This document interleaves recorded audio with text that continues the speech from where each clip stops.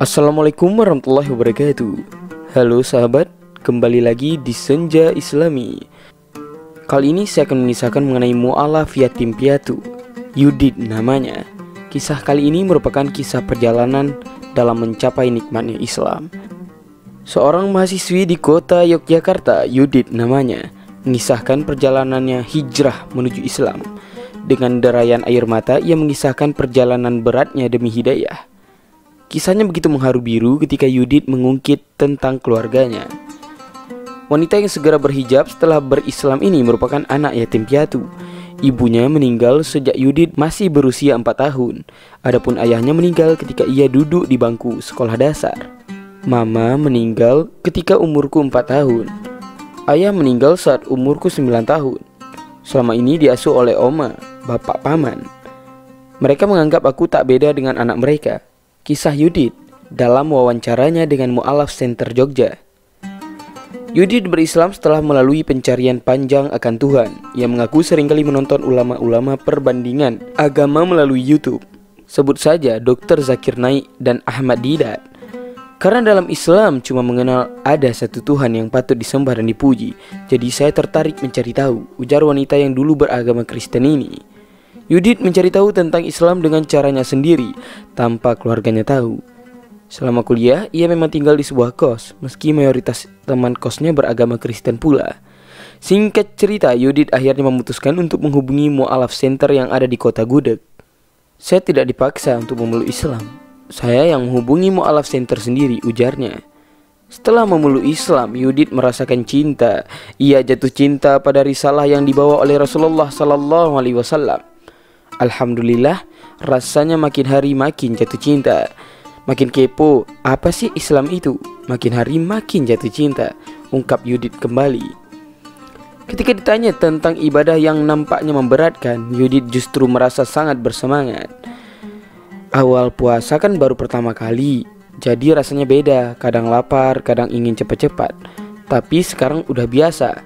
Sholat, saya senang sekali. Walaupun belum azan, saya tunggui. Kapan sih azannya?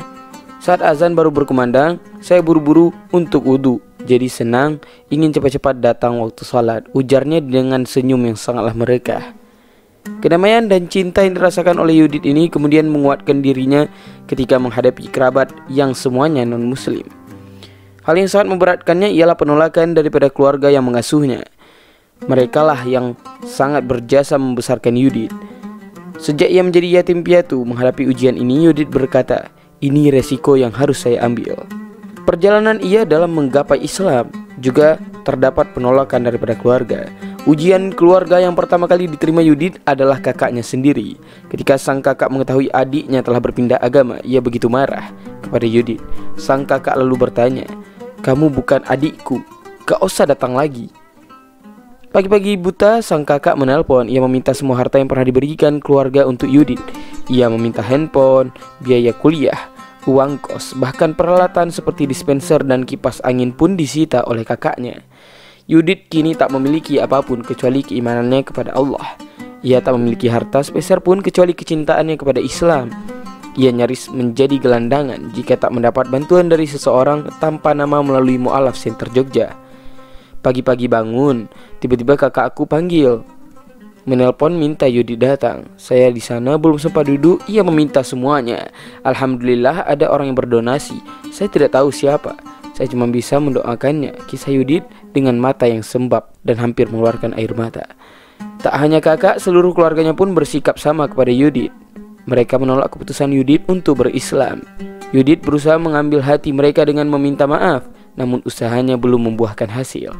Kemarin saya minta maaf kepada keluarga. Yang penting Pak D dan Oma yang membiayai saya. Mereka yang saya utamakan.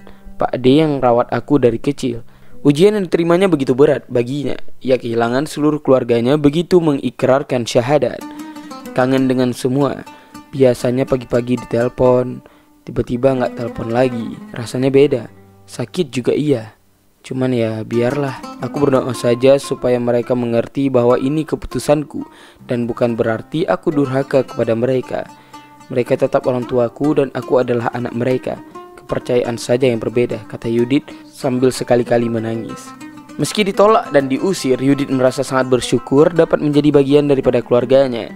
Ia sangat berterima kasih karena telah diasuh sejak kehilangan kedua orang tua. Saya bersyukur sudah diasuh dari kecil sampai besar. Tanpa kalian saya bukan apa-apa.